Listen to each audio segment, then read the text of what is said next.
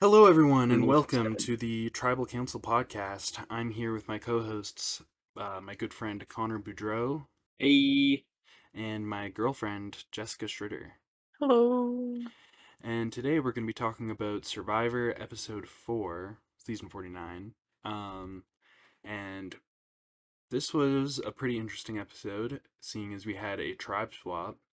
So, what we're going to do to start off the episode is we're just going to quickly run through each of the players and talk about whether or not we think their position in the game is better after the swap or worse after the swap, particularly their position on their new tribe versus their old one. Okay, so we will go in alphabetical order, which means we're starting out with Alex Moore. Well, what do you guys think? Do you think Alex is better off on the original Kella tribe or the new Kella tribe? I mean, this is one of the easiest ones ever. Old Kella could only get worse, and it was just such a miserable camp to be at. People show up and immediately it's like doom and gloom. The world is over. So like going from their boat, disappearing in the middle of the night on them almost to like this glorious new opportunity to at least have tribe mates that can help make camp life tolerable. A new group where things can at least be reconstructed and to not have to just keep picking apart your own tribe mates. It's better. It's so much better. Yeah, he got a win. Yeah. Well, how good can your position really be on a tribe of two? I mean, I Hmm. guess I guess if you're better at fire making, because the only time we've ever actually had a two-person tribal council, that's how it was settled. But I don't think you're ever in a good position if your game's being left up to fire making, especially pre-merge. So, and honestly, on this new tribe, I don't imagine Alex being a target. So, definitely in a better position now than he was before. Um, Next up is Jason Truel. Now, I'm going to go out on a limb and say that he's in a worse position on New Hina than he was on Old Hina. Call me crazy. Um, I think that was What? pretty clearly demonstrated in No this episode. way. I know. Shocking. Um, yeah, not a great swap for him. Obviously, he's on a tribe with four original Uli who don't seem to have any intention on targeting each other anytime soon.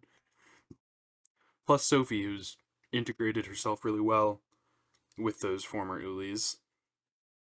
The only saving grace for Jason is that he has another one of his former Hinas on his tribe in Matt, but Matt really serves as more of a buffer for him. Like, hopefully Matt goes home before he does. Obviously, that is what happens, but um, less so than an actual ally that he could work with at any given tribal, considering the numbers just wouldn't be there for the two of them to do something together. So I think it's pretty cut and dry that Jason is in a worse spot now than he was before. Yeah, Also, there's not really much to interpret there. It was really between him and Matt, and if Matt didn't do something if he didn't do something so kind of like out there, it really could have been either of them. yeah, he kind of dig his own grave. I really think the idea of going, hmm, I'm going to say that I am old Hina all the way is probably not the wisest move that could have been made there. So Hmm. yeah, that was definitely the big moment where you should kind of shot yourself in the foot. Hindsight's 2020. Maybe it ends up working out for him, but if you look at everything else this season has shown, Jason is not a featured character and is not going to win, and that's probably a good indicator to help show us why. Is that he's very slow to adjust and just isn't on the ball with the decisions that he needs to make to progress further in this game as a important player. On to Jawan. Is he better off on New Hina tribe than he was on the former Uli tribe. Uh, what do you guys think? Big step up for Jawan. I honestly don't know that there is a bigger winner in this swap that came from, a tribe that hadn't been decimated, right? And Kella, like a non-Kella player, I think he's the biggest winner. He has now an opportunity to completely reshape alliances that were otherwise pointing, the gun at him. He's now flipped it around and it's pointed at someone else, and he at least has a significant chance to improve his place in the game, albeit it doesn't look promising for certain factors still, because there is a chance that if the swap goes that things just kind of get decimated, he could be a pretty early boot still. But if they go to a tribal council or two, they might need to really work with Joanne and really build that bond with him. So he could be in a very, very good position relative to before, where he was really obviously on the bottom and just not fully aware of how, he could have been home in the first vote had they gone to tribal first. Yeah, because Savannah even said in this episode that he was on the bottom. So he did kind of.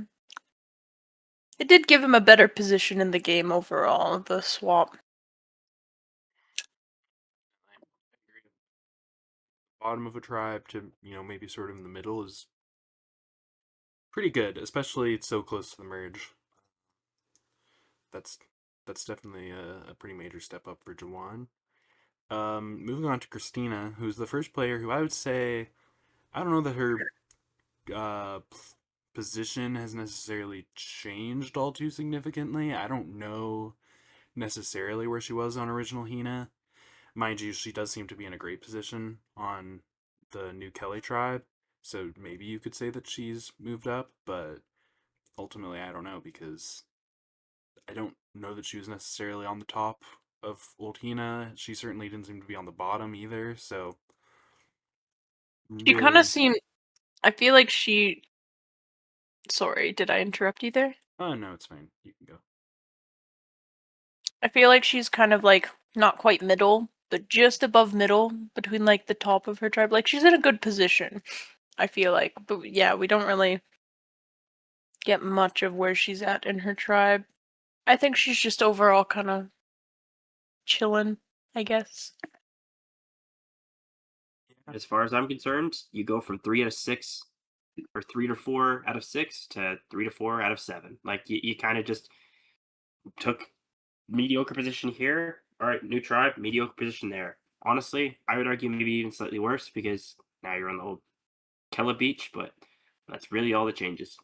Yeah, and I would say the same about goes for MC, who Mhm. again I think goes from probably near the top of Old Kella to, or from probably near the top of Old Hina to probably near the top of Old Kella. Like she's still in a good position, but has she really moved up in the world? I don't know.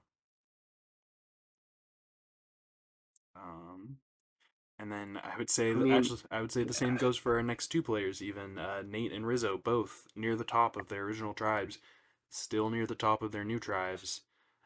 Can't really say much is changing for them, right? Nope. Nate, you can say at least one thing that's very positive in this episode is before he's shown as being part of an alliance. Here you see them really rally behind him in this alliance. They go, huh, we're gonna let him know right away his name has been thrown out, and we are going to make a move that benefits beyond just our games at like the most his game. The guy who's targeting him goes home. So like you get a little bit of content to see now, most of it not his albeit, but content to show they are really willing to work with Nate and they want to back Nate. So that's something at least fairly positive that you can show for Nate that you didn't really see on the old tribe because they didn't have to go to tribal, they didn't really have that kind of moment to test the loyalties. But again, it's not really a change of position in the game.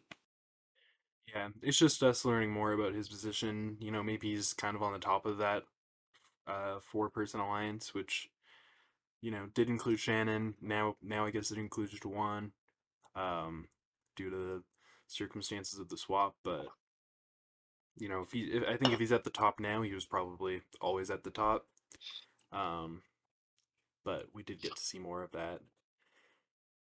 Moving on to Sage.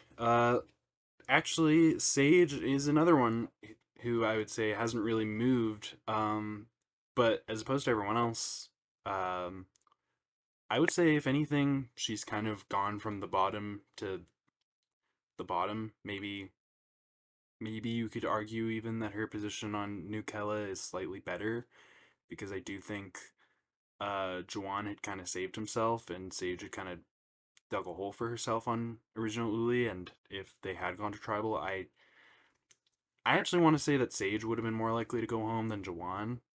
Whereas on this new tribe, there's a very real chance that they could keep Sage over Shannon if Hela goes to tribal council. So maybe Sage is in a better spot, but I think she's kind of in a very similar position where she's clearly in the bottom two of her tribe, and it's sort of not necessarily clear whether she would be the first or second person to go. Um, I don't know if either of you have a significantly different opinion on that. Yeah, no, I feel like people are not liking her vibe on the new tribe. I definitely just think she's low on the tribe. I Yeah, I almost want to say that her position is slightly worse. I feel like everybody on her new tribe doesn't quite fully. Yeah. Sorry, I'm losing my words here. They just don't vibe with her What I would say to push completely. what I would say to push back against that, I guess, is that Steven really seemed to like Sage quite a bit. Um, like he had a whole confessional talking about how he likes Sage and how he really doesn't trust Shannon. And Steven, I feel like has a Mm. lot of power over the original Heenas. A Um, lot of sorry. whereas on the original Uli tribe, I don't know that like too many people were necessarily vibing with Sage either, anyways. So I don't know. Well, I know that a lot of people on Shannon's new tribe definitely do not like they're getting bad. They think that she comes across a little bit sneaky. Yeah, I don't know. What do you think, Connor? Do you think Sage's position has changed significantly? The only thing that I think could benefit that hasn't been mentioned, or the only thing that could be negative that I think hasn't been mentioned, we do see an establishment right away that Sophie gets taken in on this new Hina tribe with the former, Uli members, and like gets this clear moment where we get to see her get this little confessional, talk about it. Someone else talks about it in confessional, gets talked about the tribal. We don't necessarily get the same treatment shown for Alex yet, and Alex could show himself as a threat further down the line. So I will give to her credit. Maybe there's someone else that could end up on the bottom by pure circumstance that people are afraid of them further down the road. With that being said, though, you do also see two people that came from a tribe that clearly have better numbers than yours that are in a bad position in this game if they just keep losing numbers. So I feel like it makes the most sense to chop one down from that tribe. And it's basically a given that it will be Sage or Shannon. People seem to be slightly afraid of Shannon, but it really only shown one person talking positively about Sage. And there's at least a couple people that you get a little bit of content talking about how they like Shannon. So it's some conflicting opinions on who's going to be the person that really gets to make that charge when the vote comes around. I mean, And it depends. I guess to that point, like it's kind of a matter of do we think that Christina, who seems to like Shannon, is going to have more pull on her original Hina members, or do you think Steven, who seems to like Sage, is going to have more of a pull? And I mean, if I'm looking at the edit, if I'm looking at who seems to have the most power over original Hina, who seems to have the strongest connections, I would place my money on Steven over Christina any day. So that's kind of where my head is at, and why I think that Shannon actually might be the next person to go home if Kelly does go to tribal council. But it's hard to say for sure. Um, that being said, we move on to Savannah, very similar to Nate and Rizzo, where she's in this four-person alliance and nothing really changes for her in the new tribe. I think she's again gone from the top to staying in the top. I don't think her position is too terribly different. Shannon, we've already kind of touched on. I think she's in a much worse position considering she went from, you know, definitely near the top of her original tribe to now definitely near the bottom. Uh, would you say that Shannon, I mean, aside from, I guess, obviously Matt and maybe Jason, do you think that Shannon had the biggest drop in terms of their position after the swap? I'd I'd go so far as to say she had the biggest drop. Yeah, obviously Matt went home, but that's just because they went to tribal first.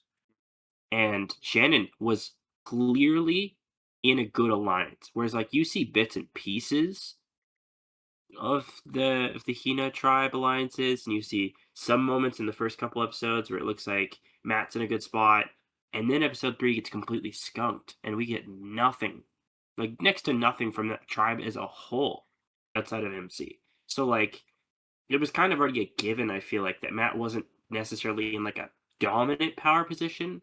Whereas like we were steadily getting, a decent amount of Shannon content until episode 3, which, it was still an amount. There was just not much shown that tribal outside of, the obvious kill a tribe with, a medical evacuation, a tribal, just things really were focused on them that episode. So you can excuse that. And then she also bumps back up a little bit this episode. So I feel like Shannon had the biggest drop of any person in this swap. Yeah, I mean, I would almost argue that Jason too had probably a bigger drop than Matt, just because Matt was a potential target. I mean, MC and Sophie talk about targeting Matt, and I mean, when you have two people already targeting you, especially when one of them is closest allies with Steven, who she maybe could have pulled in, and that would have pretty much sealed Matt's fate. I think he was not necessarily going to go home first on Hina, but he was definitely a contender. Whereas I don't think Jason was really a contender to go home on Hina. Um, and he became a pretty strong contender to go home on New Hina. But I do think Shannon, considering she was pretty clearly at the top of her tribe pretty much, uh, definitely probably got screwed over the most by the swap. Yeah, I agree. Um, then we have Sophie, another pretty easy call that she, if anything, easier than Matt to say that her position's improved. Um, especially being taken in by that Uli alliance. But we've already kind of touched on her. So the other Sophie, Sophie Segretti, I would say that she also is someone whose position improved because she was shown to potentially be on the bottom of Hina, whereas now she's on a tribe where Hina has the majority, and I don't think that they're going to be gunning for each other. Um, although her edit this episode was pretty bad. Um, and then that leaves us to I don't know. oh, Like there's just simply not much good to talk about from this episode.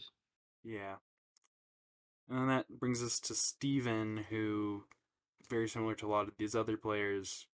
He was at the top to begin with. He's probably still at the top. I realized I skipped over Matt because on this list he is before Alex, since it's showing everyone who got voted out and then everyone who's left. But I don't think we really need. I don't think we really need to discuss whether or not Matt uh, was in a better or worse position after the swap. I think it's pretty I mean, clear. he goes home. It's yeah, it's like you go home, you're not in a better position. You maybe could have survived a tribal, whereas now there's literally, oh, you're on the couch at home. So Yeah, I mean, maybe he maybe stayed in the same position. Maybe he was at the bottom of Hina and we didn't see everything. But you know, obviously not a better position, that's for sure. Um, so now we've kind of talked about everyone in terms of what we think of their position on their old tribe versus their new tribe. So, that just kind of leads us into the overall events of the episode. Um, we have on the Kella tribe, Alex and Sophie started celebrating being the last one standing, talking about how weird it is going from 6 members down to 2 so quickly. Um, and that's pretty much immediately followed by the tribe swap, where we get the dynamics that we just described. Jeff sends them home without running a challenge. There were a couple funny moments surrounding the tribe swap.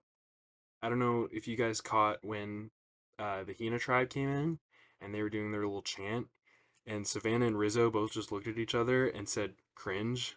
I thought that was pretty funny. I did catch this, yes. I did not notice that. Do you guys think that the do you think, sorry, do you guys think the original Hina tribe is cringe or based? Um, I can't say that all 6 of them are cringe because Project M was on that side. Jason's pretty cool. I feel like Steven's pretty cool. The rest of them, the vibe was just cringe. I'm not gonna lie. All right, we got one vote for cringe. What do you think, Jessica? I find many things cringe, so what do you think my vote's gonna be? Okay, well, Jessica thinks everything's cringe, Right. so I'm a hater at heart. Cringe alert. you know, I would say of the two, between Hina and Uli. I mean, Uli does have the Riz God, so Can't be cringe. obviously Hina's going to be the more cringe tribe there. Um, the other funny thing that happens is after the tribe swap is announced, Sophie and Alex throw their buffs down to the ground, and Sophie just starts going to town on her buff. Um, Clearly, some animosity towards the original Kella tribe going on there. I wouldn't be surprised if there's a lack of blue in her wardrobe going forward. Yeah, burning all the blue. It's like what was it? I think Mary said that the only reason she's wearing green is because it's the only thing she has and she can't be naked on national television. Something like that, yeah. Yeah, I imagine Sophie feels pretty similar. I imagine Alex feels pretty similar as well. Uh, hopefully they get some nice clothes to wear that don't have any semblance or traces of blue on them, because that color at this point is probably gonna just bring back bad memories. I mean, I guess Alex doesn't really get to escape it. He's stuck with a fresh new blue buff, but At least for a little bit longer. yeah. He gets hope. Poor guy. Oh god. Usually when something like this happens, they would have um just like gotten rid of the Kella tribe. I don't know why they choose to get rid of Uli. It seems like kind of a random decision. I guess they wanted to have like the most like downtrodden, like barren, ugly camp, and contrast that with like the camp that's won all the rewards and is super nice and pristine. Um, I feel like they're almost trying to go with a Survivor Fiji vibe, because I don't know, I know Jessica hasn't seen that Yeah, season. yeah. I Um, see what you're saying. but on that season they had the original sort of twist of the season was that they just had one tribe that just started off with like way more supplies than the other, and they were like, I wonder which tribe will have more success. Um, which I have a is wild guess as to which one was probably more successful. you don't understand, Jessica. It's a crazy social experiment. It's a It goes exactly how you expect, and here's the best part. Uh, the winner happens to just magically be in the right place the entire game. Hmm. yeah. The winner Crazy. does not leave The luxury the luxury island. camp. So Wonderful. and it's funny because class struggle was actually like a bit of a bit of a theme that season with one of the people who made Final Three being an actual homeless person. So very interesting season. I feel like they were trying to like sort of harness some of that energy. They wanted to have that, I guess, dichotomy. Um, and I guess it added a little bit of intrigue. People talked about it quite a bit. We got Savannah and Rizzo practically like rubbing their hands like evil villains over the fact that so many of the original Hina members only got those hammocks that they won for a couple days, and now here, um, Savannah and Rizzo are just lounging in them, enjoying the spoiler. What the fuck? I cannot speak. Enjoying the spoils of Hina's labor and being oh so evil and villainous as they do it. I thought that was pretty fun. Um, Meanwhile, Sophie is just disgusted by the new camp. I I think I think that's sort of been how they've been portraying Sophie as just as this sort of entitled, like almost snooty kind of person. Because this whole episode is just her being like, "Oh, this new camp sucks. Everything about this new camp is it just sucks. It's gross, and we don't have all the nice things." And then Jeff reveals the reward, and it's fruit, and she's like, "Fuck you, Jeff. Kill yourself." Yeah. And Fuck off and die. Hmm. you know, um, Something int- else fun with this that you might have missed is on her social media, she posted a picture like during the episode's airing of her fridge with a bunch of fruit in it, and it just said snack food. yeah. It was all it said was snack food. I was gonna say, sounds like she might be trying to lose weight since apparently that's the only time she ever eats fruit. No, Funny thing to say. I see where I saw where she was coming from. Like, it's not the greatest reward in the world, but at the same time, uh, it's better than nothing. Like Yeah. you can't expect steak and lobster for every reward out there on Survivor. Um, and sure, in the real world, fruit might not be the most exciting thing in the world, but when all you've been eating pretty much is coconuts, and like yeah, they've been catching crabs and apparently catching some fish, but like probably not a lot. Probably a pretty negligible amount of that. Vast majority of their diet is probably consisting of coconuts. A nice fruit platter would probably be pretty exciting. I don't know. That's just me. I guess Yeah, there's no real argument there. Like, you go from eating nothing to just eating something should always be exciting. I guess you can't call coconuts nothing, but it's like such an insignificant amount. I also wanted to point out, she said, "Oh, I was expecting some protein, some carbs." Fruits are pretty high in carbs. Like, not like extremely high in carbs, but like really like fiber and sugar are two of the main things that fruit contain, and those are like, well, I mean, I don't know, fiber is not really a carb, but like most things that contain fiber have starches of some sort, which are carbs. You know what I mean? Like, if you're looking for carbs, fruit is not by any means the worst thing you could have gotten.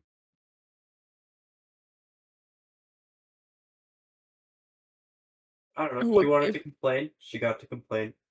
if Jeff gave me an entire tray of mangoes, I'd be happy. That would be good. And actually, I was wrong. Fiber is a carb, so really, I mean, Oh, there you go. fuck, fruits are pretty much all carb. I'm heading out now. I got things to do, places to be. Okay, bye. See Bye. y'all. Let me pull up the nutritional facts of a banana. Um, so yeah, looking at a banana, it's pretty much entirely carbs. Yeah, yeah, pretty sure. Hold on. Let me do some quick math. Yeah, so out of on average 105 uh calories in a banana, about like 98 of those calories are carbs. So I mean that's just in a banana, which is probably a relatively high carb fruit, but there were definitely bananas on that fruit platter, so I just feel like I just find it funny that Sophie brought up carbs as something that she was looking for when almost like most fruits, almost all of their nutritional value is coming from carbs of some sort. Not to mention not to mention like healthier carbs too, um like unprocessed sugars and fiber and stuff like that. Yeah, just all of the things your body should actually be eating. Yeah.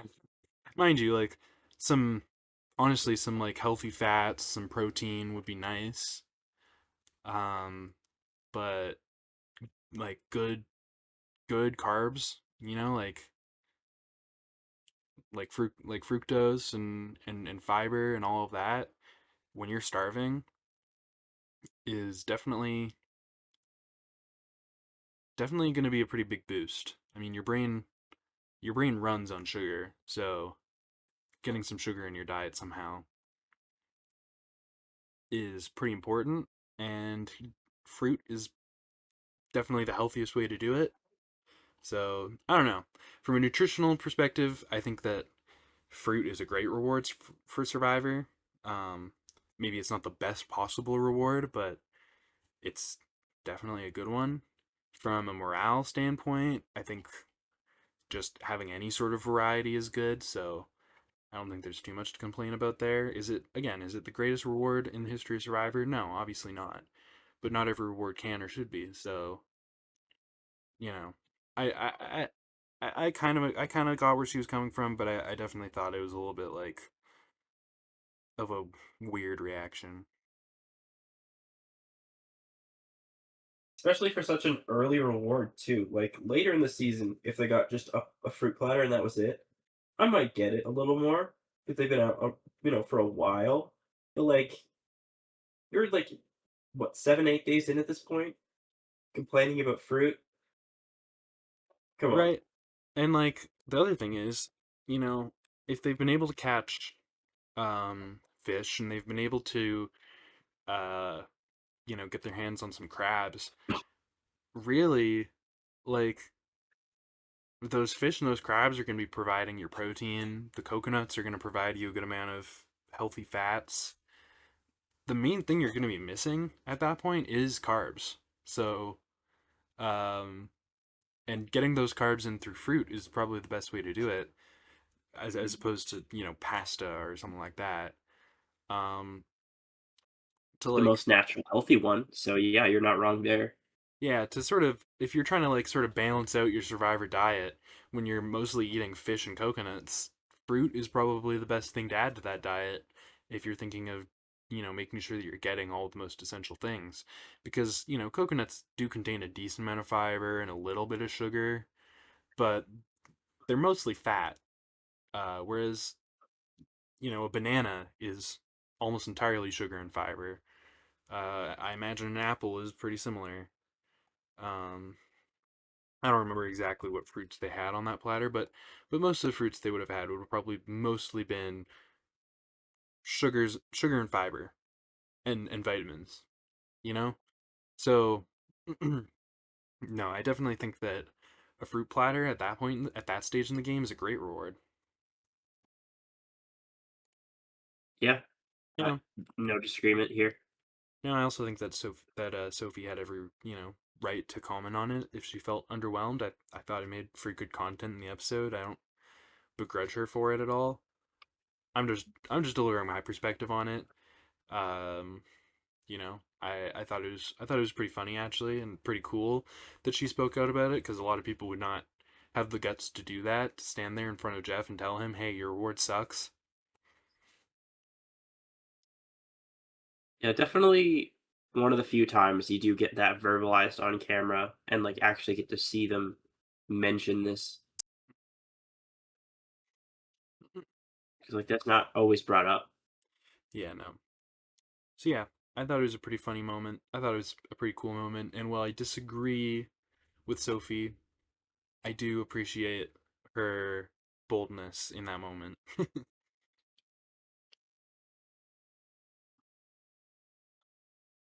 um, Now those were most of the I guess funny moments throughout the episode. Um, Actually, one more that I wanted to talk about was the meditation scene. We get Shannon doing the exact same meditation shtick that she did with her former Uli members on her new Kelly tribe. And what I found funny about it was they showed quite a bit of it this time, and on the original Uli tribe, it really seemed like everyone got into it enough, as, aside from Savannah, but even she, did a pretty good job of pretending. On this new tribe, we see Alex and Steven both very openly just kind of like Steven, I don't think even closes his eyes for the entire thing. Alex, has his eyes closed, but he keeps kind of opening them and looking around. I thought that was pretty funny, just the fact that those two are so clearly not into the whole meditation thing. Um, Yeah, less people drinking the Kool-Aid on this tribe. Definitely, it's a different atmosphere. Mind you, we do have Shannon going to Christina, and they end up sort of bonding. Christina talks about her, um, I believe it was her mother passed, like relatively recently. Um, Now, something I wanted to ask you, Connor, is what do you think about Shannon in terms of like I guess her authenticity? Like, do you think she's being genuine when like do you think she's being entirely genuine when she brings up religion, uh, or like when she consoles Christina, or do you think that some of it is gameplay? See, what makes this interesting is there has been a couple of instances in Survivor, and I know I'm going through some of the seasons right now, and I just semi recently watched, South Pacific, and have seen some seasons where it is a topic that gets brought up that sometimes religion is used in a game sense beyond, you know, like a person to person connection, and they actually use it to try and advance their own position. I think that in some instances it looks a lot more disingenuous right off the bat, and you can tell as a viewer. Whereas, like, here it does have a pretty real look at first. To say whether it's genuine or not, I can't, know for sure. But, like, based off of how Shannon carries herself, it does seem fairly real for now. Whether it'll stay that way, I don't know, but it looks pretty real for now. And it looks at least believably, you know, earnest at this point. I guess what I'll say for Shannon, sort of bringing in like preseason stuff and like out things from outside of the actual season. I already kind of got the impression that she was a bit of a grifter. Um, and seeing her on the show, she's really like this sort of new age spiritual person, and then she swaps to the New Kelly tribe, where it's very clear that Christianity is something that's very important to Christina, and suddenly she's kind of all about Jesus and Christianity as opposed to the more new age spiritual stuff that she seemed to be into on the original Hina tribe. It just seems like she has this sort of vague spirituality that kind of adapts to the people that are around her in a way. Um, and like going into sort of her more real world stuff. I mean, she was selling courses on new age spirituality, uh some courses on some like ancient Chinese arts that, you know, she may or may not actually know that much about historically speaking. And then the other thing is she recently posted a TikTok where she talks about how she's throwing out all of her like new age spiritual like trinkets and stuff and focusing more on Christianity. Um I feel like it's a little bit weird for somebody to spend a significant like to have new age spirituality be something that they profit off of, um and like charge other people for these courses, and then all of a sudden just go, anyways, I'm throwing this all out, I'm Christian. And it also brings up some questions for me about like what her faith was exactly while she was on the show, because it sounds like this conversion to, I guess, traditional Christianity was pretty recent, but on the show we see her really leaning into it, particularly when she's talking to Christina, who happens to be a Christian. So do you get where I'm kind of going with that? I do. Maybe this could be a moment where I actually do get to see someone develop some kind of, you know, spirituality in a reformed sense. Like maybe we get to see someone get a sense of like learning of religion on this show during the season. That's something that definitely could be a play. But at the same time, yeah, to your point, it does seem oddly placed time wise that like all of the sudden now things are changing to be, adaptive. It might just be her showing her colors differently. Like I said, it seems the stuff about Christina and her compassion towards Christina's situation seems real. The religion aspect, to your point, absolutely could be baloney. It could be something that's not necessarily all too accurate to her true personality. Yeah, no, I definitely believe that Shannon has a genuine like compassion and empathy for Christina and her situation, with her mother passing and everything. Like I don't think she's like pretending to care about that by any means. Um but when she brings the religion into it, and it's already kind of like, okay, what exactly are Shannon's religious beliefs? Like, is she in more into the new age spirituality? Is she more into traditional Christianity? Does it change depending on the situation? Looking at sort of what's going on in her real life, it seems to be shifting. But if it's shifting now, then why does it seem to be different on the show? I don't know. It's a little bit confusing to me. But I'm always skeptical of anybody who's using spirituality as a means to, make profit. Like, I'm not a Yeah, spiritual person myself, but I respect people who are spiritual and have, really any sorts of beliefs as long as they're not harming anyone with them. But when somebody goes out of their way to make a profit off of something like New Age spirituality, that immediately raises red flags for me. And when somebody charges for these courses on New Age spirituality and and is sort of selling it as a product, only to turn around and go, "Hey guys, I'm converting to traditional Christianity now. Like, what about all your clients? What about all these people you've been charging to learn from you about New Age spirituality is, and suddenly you're just leaving it behind? Like, why? Like, what? It's a little bit suspicious to me. I don't know." yeah, could be a mix of things. It's definitely a possibility that something happens on the season that changes her perspective, or maybe it is just outright, you know, gameplay. That is a possibility. Almost feels like one of those like cryptocurrency like pump and dump sort of scams, you know? Like, but I don't know. That It, and my skepticism of her as a person in real life definitely translates into the game of Survivor, where I'm like, if I'm skeptical of her in the real world, if I find that her practices in the real world kind of shifty, obviously I'm gonna think that she might use that in the game as well. But yeah, uh, it's definitely something to think about and something to consider moving forward. Because we could have a coach 2.0.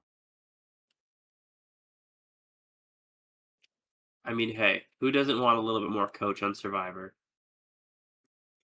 And yeah, and I thought we were gonna have to wait for next season. Maybe we don't. Uh, Anyways, that does kind of wrap up like all the funny moments. Not that the Christina thing was funny; it just kind of naturally led into that with um the meditation earlier. But as for the tribal council, the new Hina tribe loses. They have to go to tribal. Becomes pretty immediately obvious that it's going to be Jason or Matt.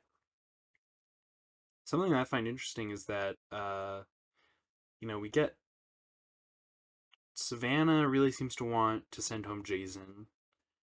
Nate really seems to want to send home Matt. Rizzo kind of seems to be in the middle. And then we don't really get Jawan's perspective on who he would like to see go home. But ultimately, it ends up being Matt. Do you think that that's a bad sign for Savannah, or do you think it was portrayed in a way where she still looks pretty good? I don't think it necessarily put her in a bad spot, if that's what you're more wondering. I feel like it was almost, we saw so much Savannah content that maybe someone else got to make a decision for once, and we just got to see some other people's opinions, really, is how I took it. And I mean, it's not like she was It on wasn't, the outs of the vote. Like she voted for Jason, but I think it was more so um as part of like a split vote than like yeah. I obviously would, I think she knew that Matt was going.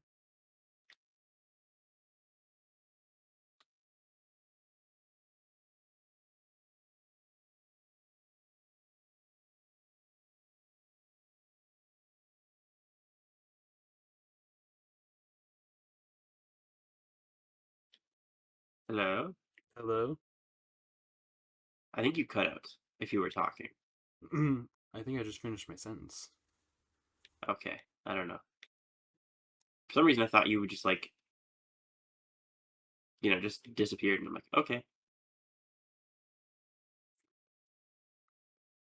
But yeah, no, I don't think it was a bad thing. I think it was kind of just, yeah, let's let some other people have some screen time.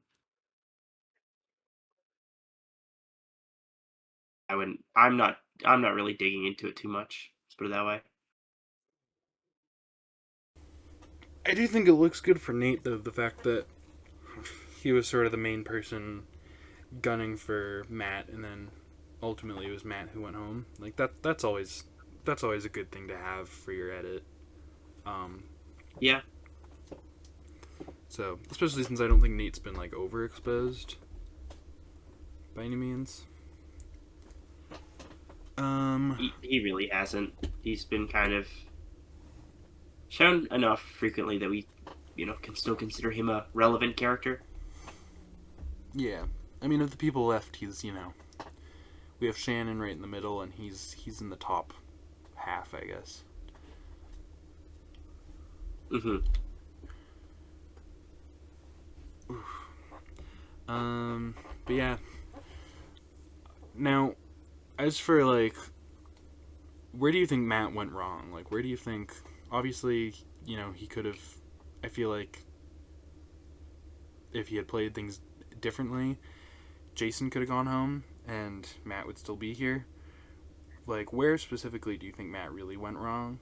And I think there's a clear moment. I think there's one place where he really fucked up his entire game, and it's Mm, like super obvious to me. yeah.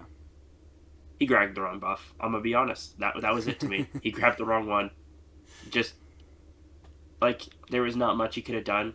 Throw Jason under the bus, survive one or two more tribal councils, maybe find an idol. Like there just wasn't a good situation for the guy to really dig himself out of the hole. And you know, that's part of the game of Survivor. Sometimes you don't get to be on this picture perfect tribe of six and then just fly on through to the next stage of the game where all of a sudden you have this perfect alliance and you fly on through the next, like, no, sunshines and rainbows is wonderful, but Survivor is more like, you know, cyclones and hurricanes. Like it was a pretty big wake up call for him, I'm sure, to see just how poorly his move went, but like there was very little execution wise that he could have done differently. I just think he drew the wrong buff, if I'm being honest. Yeah, but I mean, with Savannah already wanting Jason out, I feel like if Matt kind of chilled out and just like was like, yeah, I'm fine to vote out Jason, like whatever. It's funny. He talks a couple times about how he hates the way that Sandra played the game. He thinks that anyone but me is a terrible strategy, but here I am doing it. But he wasn't doing it. If he had actually played this round out as like literally anyone but me, like tell me to vote for Jason and I'll do it, I think he would have had a decent chance of surviving actually. But he ends up It's trying to go to Jawan and throw Sophie under the bus. Was it what was his pitch there? I forget exactly. I mean, it starts as, oh, let's just get rid of Sophie, and then it evolves into, you know what? Nate's in charge. Let's get rid of Nate. And it's like, Right. Yes. Obviously. Duh. Yeah. He puts out Nate's name. How is that? How is that anyone but me? How is throwing out the name of the most, or potentially the most powerful player in the dominant alliance on the tribe, playing an anyone but me strategy? It. it wasn't. It was just very, very poorly done, I'm going to be honest. Tough execution. Difficult idea. Should have just said, you know what, guys? If you keep me here, you keep me here. And that would have been just the easy one. It's not the move he wanted to make, but it was the move that probably would have kept him there the longest. Yeah. Yeah. No. I find it absolutely hilarious that he drags Sandra for her anyone but me strategy. And mind you, I'm not the biggest Sandra fan. I don't think she's the greatest of all time or anything. But like, he just drags her for this anyone but me strategy. Then is like, oh, but here I am using that strategy because that's what I need to do. And then he just straight up doesn't use that strategy, and it's literally what gets him sent home. It's like, I wonder what you did wrong. Huh. It's like he knew exactly what he was supposed to be doing, and he just could not help himself. He had to go to Jawan and try to hatch some crazy plan. Now, mind you, yeah, arguably, like, you go to Jawan, who maybe was in the bottom of his original tribe, I could see why he might think, hey, this guy knows that he was on the bottom of Uli. Maybe he would want to make a move. And I could see a world where if Jawan were a slightly different player, maybe he would have. And then that would have put Matt in a great position if he was actually able to take out Nate.